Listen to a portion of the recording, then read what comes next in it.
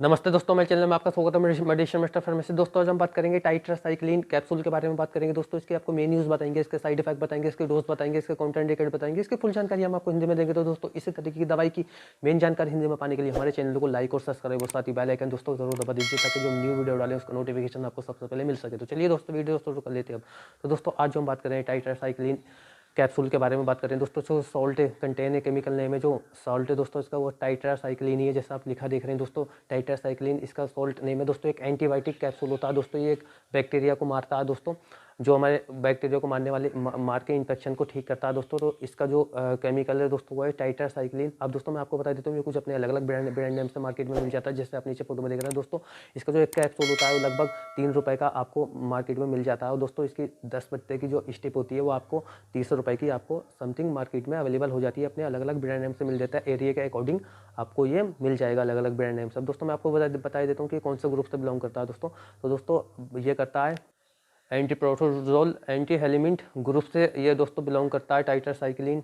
और दोस्तों तब भी आप इस कैप्सूल को दे तो अपने पेशेंट का पुराना इतिहास, पुरानी बीमारी जान ले, उसके बाद में इस कैप्सूल को दे, ताकि कोई आपके पेशेंट को कोई इस कैप्सूल से एलर्जी तो नहीं है टाइट्रासाइक्लिन से, या कोई रिएक्शन तो नहीं है, तभी इस कैप्सूल को दे। और दोस्तों ये एक डॉक्टर की पर्ची पे मिलता है, हर मेडिकल स्टोर पे अवेलेबल होता है। अब दोस्तों मैं आपको बता देता हूँ कि ये टाइट्रासाइक्लिन का जो यूज़ लिया जाता है दोस्तों, इसे खाना खाने के बाद में लेना होता है। और दोस्तों इसका जो यूज़ लिया जाता है, जैसे कि आपको स्किन इन्फेक्शन हो गया, आपके कील मुहासे स्किन पे निकल जाते हैं, तो उस कंडीशन में टाइट्रासाइक्लिन का यूज़ लिया जाता है। और सबसे ज़्यादा जो लिया जाता है जैसे नमूनिया हो जाता है, जिससे जो लंग्स से रिलेटिव होता है, जिसमें बार बार खांसी आती है, सांस लेने में दिक्कत हो जाती है, या दोस्तों तो उस खड़खड़ की आवाज़ आती है, तो उस कंडीशन में जिसे नमूनिया बोल देते हैं, तो उसमें इसका यूज़ लिया जाता है। जो फेफड़ों में लंग्स में पानी हो जाता है, उस कंडीशन में फेफड़ों के मतलब जो इन्फेक्शन में इसका यूज़ लिया जाता है नमूनिया में। अब दोस्तों खांसी होती है बार बार उसमें, और नज़ले जैसे शिकायत होती है, सांस लेने में दिक्कत होती है, तो उसमें इसका यूज़ लिया जाता है। या दोस्तों आपको सूजन हो गई हो आपके, तो उस कंडीशन में शरीर में सूजन हो जाती है, उसमें भी इसका यूज़ लिया जाता है। अब दोस्तों मैं आपको बता देता हूँ, जैसे आपको इन्फेक्शन हो गया हो, यूटीआई इन्फेक्शन हो गया हो, पेशाब में इन्फेक्शन हो गया, उसमें इसका यूज़ लिया जाता है। और दोस्तों जैसे कि आपको स्किन इन्फेक्शन हो जाता है, तो जिस मैंने आपको अभी बताया, उसमें भी इसका यूज़ लिया जाता है दोस्तों। या दोस्तों जैसे टॉन्सिल हो जाते हैं, गले में दर्द होता है, ये जो गले के टॉन्सिल होते हैं उसमें गले में बहुत दर्द होता है, तो उस कंडीशन में जो गले में टॉन्सिल होते हैं उसमें इसका यूज़ लिया जाता है दोस्तों। इसका नज़ला खांसी बुखार में भी इसका अच्छा यूज़ लिया जाता है, और मेडिसिन के साथ में, क्योंकि दोस्तों एक एंटीबायोटिक है, जैसे आपको पता है कि बैक्टीरिया की ग्रोथ को रोकती है, बैक्टीरिया को मारती है, और जो बैक्टीरिया होता है उसे हमें बिल्कुल ठीक कर देती है। तो दोस्तों इसका जो यूज़ लिया जाता है, जैसे मैंने आपको बताया, मैं आपको एक बार और बता देता हूँ, स्किन इन्फेक्शन में लिया जाता है, यूटीआई इन्फेक्शन में लिया जाता है, नमूनिया में लिया जाता है, और दोस्तों सूजन में लिया जाता है, और जो गले में टॉन्सिल हो जाते हैं उसमें इसका यूजेस लिए जाते हैं। और दोस्तों इसके और डॉक्टर अदर बीमारी में भी इसके यूज़ लेते हैं अपने एक्सपीरियंस के हिसाब से, और बीमारियों में भी इसके यूज़ लिए जाते हैं, क्योंकि एक एंटीबायोटिक है दोस्तों। अब दोस्तों मैं आपको बता देता हूँ कि इसकी जो डोज़ होती है, सामान्य इसकी डोज़ होती है, दिन में 2 टाइम इसे लेना होता है, खाना खाने के बाद में, सुबह शाम। इसे इस टाइप से ले लेते हैं दोस्तों, 250 mg का कैप्सूल। और दोस्तों इसकी जो बच्चों के लिए इसकी डोज डॉक्टर कैलकुलेशन करके दोस्तों देते हैं। और दोस्तों मैं आपको बता देता हूँ, 250-500 mg में ये कैप्सूल आपको अवेलेबल हो जाता है दोस्तों।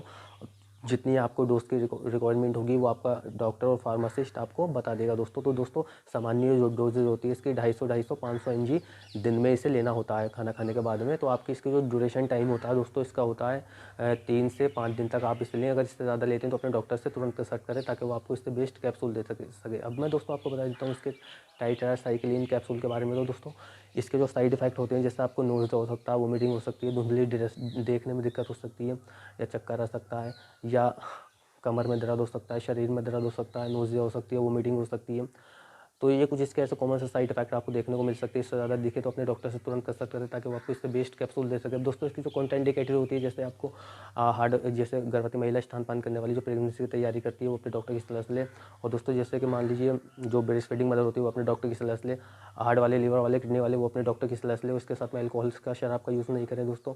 और दोस्तों इसे खाना खाने के बाद में लेना होता है। इसका ड्यूरेशन टाइम होता है वो 5 से 6 दिन तक का होता है दोस्तों। इससे ज़्यादा लें तो अपने डॉक्टर से कंसल्ट करें। दोस्तों इसे किसी मशीन पे काम कर सकते हैं, कार चला सकते हैं, इससे नींद आने की शिकायत नहीं होती।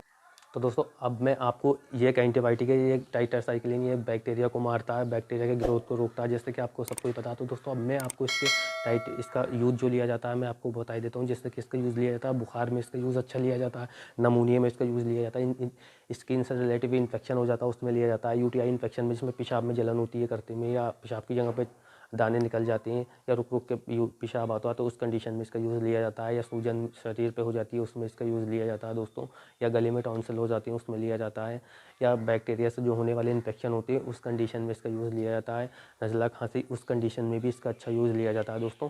तो इसका और अदर यूज़ भी लिए जाते हैं, वो आपका डॉक्टर आपको प्रिस्क्रिप्शन कर देता है। पेट में इन्फेक्शन हो जाता है जिससे कुछ खाने के बाद में उस कंडीशन में इसका यूज़ लिया जाता है दोस्तों।